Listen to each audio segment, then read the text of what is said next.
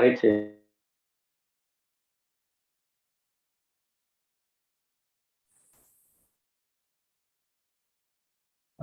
Terima kasih teman-teman dan juga sebelumnya Bismillahirrahmanirrahim. Assalamualaikum warahmatullahi wabarakatuh. Kami dari kelompok 1 akan mencoba menjelaskan paper mengenai interval SLAM for underwater robot, a new experiment. Next, di mana anggota kelompok kami adalah sebagai berikut. Ada Umar, ada Nadine, ada juga saya Farid, ada juga Leon, dan juga Elisa. Next, permasalahan utama dari paper ini yang diangkat adalah bagaimana suatu robot underwater ini dapat diketahui posisinya. Maka dari itu tujuan utama dari adanya paper ini adalah untuk mengetahui hasil dari suatu analisis interval pada masalah SLAM. Dalam hal ini adalah konteksnya yaitu kapal selam. Dan juga tujuan lain yaitu untuk mengetahui seberapa efisiensinya tingkat penggunaan analisis interval ini dan juga analisis propagasi dalam penyelesaian masalah SLAM. Tentunya masalah matematis ini merupakan masalah real yang akan kami perhitungkan di kedepannya. Dan juga untuk tujuan selanjutnya adalah untuk pengembangan perangkat lunak untuk mendapatkan posisi dari suatu robot underwater tersebut. Untuk lebih detailnya akan dijelaskan oleh teman saya. Next.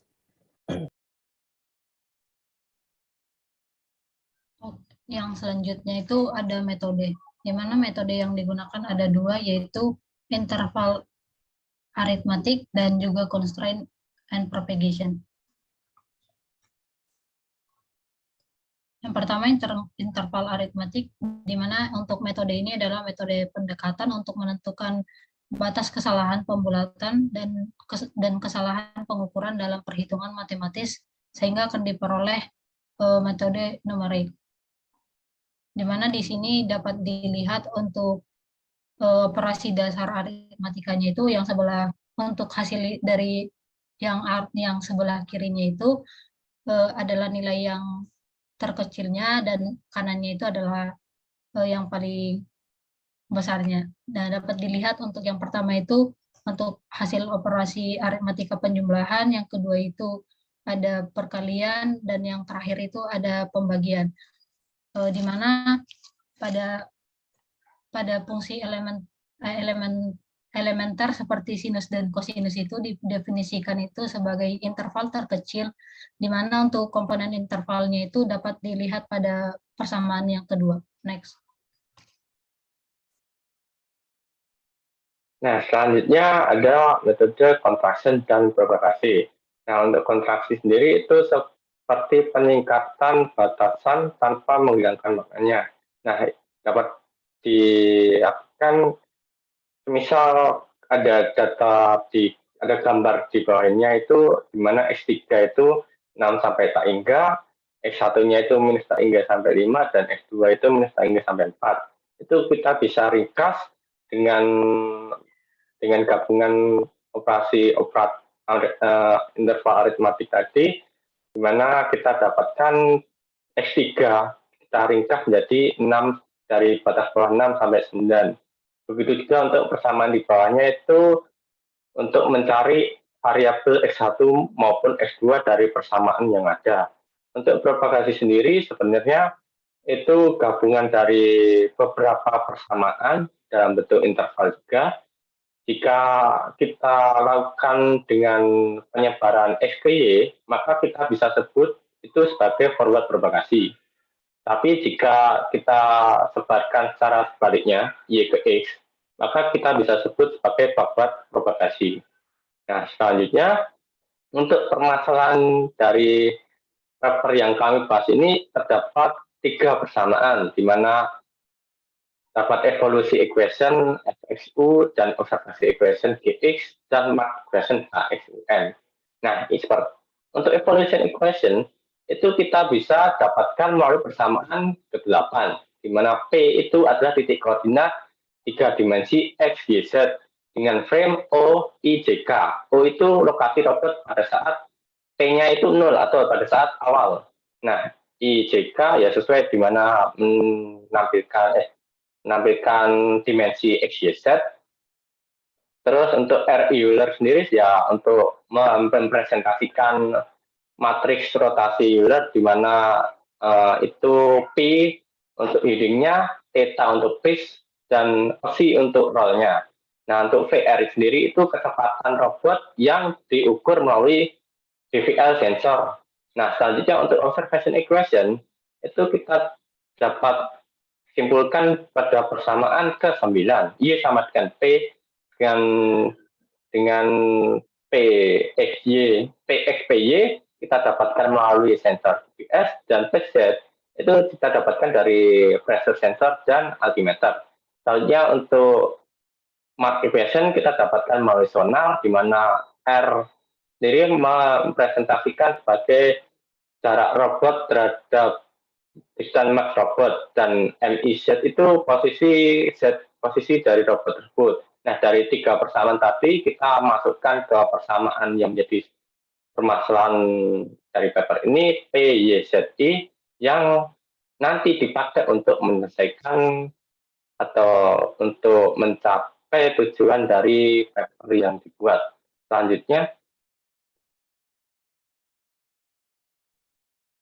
Oke, yang selanjutnya berdasarkan dari metode-metode yang telah dijelaskan sebelumnya, maka didapatkan beberapa hardware atau perangkat yang kemungkinan digunakan dalam robot sebagai pelengkap implementasi pada saat beroperasi di lapangan. Nah, fokus utamanya adalah robot ini merupakan robot multisensor, yaitu memiliki berbagai macam sensor. Yang pertama itu ada di GPS atau Differential Global Positioning System. Nah, di GPS ini lebih bekerja di saat robot itu berada di permukaan laut. Kenapa? Karena gelombang elektromagnetik yang kira-kira sebesar 1,57 GHz itu tidak dapat merambat melalui air. Jadi kurang efektif. Lalu yang kedua ada lateral sonar Klein 5500. Nah, gunanya itu untuk apa? Yang pertama itu dia memberikan gambar dasar laut. Gambarnya itu kira-kira berukuran sekitar 75 meter sesuai dengan LED scale dari sonarnya. Lalu untuk ketiganya lebih dari 25 km, 20 km sehingga dengan panjang yang dicakup oleh robot itu tuh sesuai selama dia berjalan. Meskipun ada gambar dari kanan dan kiri robot didapatkan, tapi pada penelitian ini penulisnya lebih menggunakan gambar sonar kanan. Kenapa? Mungkin karena di bagian kirinya dilengkapi oleh sensor-sensor lain. Lalu yang ketiga ada Doppler Velocity Log DVL 1200 kHz Type Navigator. Nah, dia itu gunanya untuk apa? Dia memungkinkan untuk menghitung vektor kecepatan dari robot. Jadi dia memancarkan gelombang ultrasonik yang tercermin di dasar laut. Karena bagian bawah dasar laut itu kan pasti tidak bergerak atau statis, maka sensor ini dapat menghitung estimasi kecepatannya menggunakan efek Doppler. Jadi dia menampilkan jarak antara robotnya sama dasar lautnya juga. Lalu yang keempat ada IXIA UFINS INS atau Inertial Navigation System. Nah, dia itu ya mirip sama namanya inersial, dia mendapatkan 3 sudut Euler, yaitu berguna untuk orientasi dari robotnya itu sendiri. Lalu yang terakhir ada pressure sensor atau tekanan. Simpelnya dia mendapatkan kedalaman robot, jarak antara robot sama permukaan lautnya. Jadi sudah kelihatan kedalamannya seperti apa. Semakin dalam tentunya tekanannya semakin tinggi. Selanjutnya. Kemudian untuk hasil penelitian, setelah dilakukan inisialisasi pada data navigasi dan koordinat GPS, maka dapat ditentukan perkiraan dari hasil trajektori dengan metode forward-backward propagation. Next. Seperti yang terlihat pada gambar sebelah kiri, tersebut merupakan hasil perkiraan dari trajektori setelah dilakukan forward propagation yang disimbolkan pada area dengan warna abu-abu. Untuk di sebelah kanan merupakan nilai posisi error yang muncul pada koordinat X yang ditandai pada warna hitam, Y pada warna abu-abu gelap, dan Z pada warna abu-abu terang terhadap waktu setelah forward propagation. Kemudian untuk sebelah kiri merupakan hasil estimasi selanjutnya setelah diberikan back propagation. Kemudian pada gambar sebelah kanan merupakan nilai posisi error yang muncul pada koordinat X, Y, Z terhadap waktu setelah back propagation. Berdasarkan data tersebut menunjukkan bahwa metode forward-backward propagation dilakukan untuk meningkatkan akurasi dari trajektori dan didukung dengan memberikan variabel pengukuran dan informasi tambahan. Setelah dilakukan interval propagation pada model, dapat ditentukan lokalisasi pada trajektori yang akan dilalui oleh robot dengan akurasi kurang dari 40 meter. Dari hasil pengukuran tersebut, didapatkan hasil trajektori dengan deteksi pada beberapa titik contraction dengan nilai error yang muncul pada koordinat X, Y, Z terhadap T pada saat pengujian seperti gambar sebelah kanan.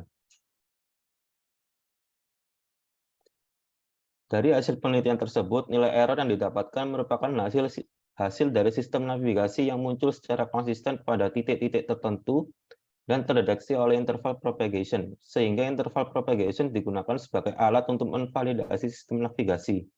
Dengan variabel yang divalidasi merupakan maps detection, rute dari sistem navigasi, dan titik GPS.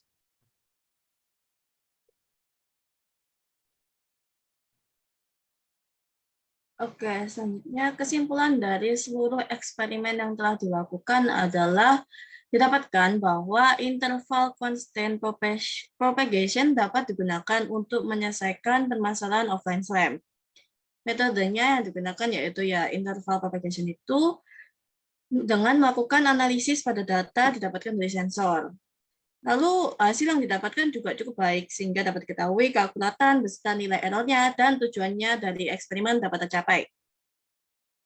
Selanjutnya, sumber dari suatu presentasi ini itu melalui paper dengan judul Interval SLAM for Underwater Robots, a New Experiment. Dituliskan oleh Ibers, F. Bederlom, dan sebagainya.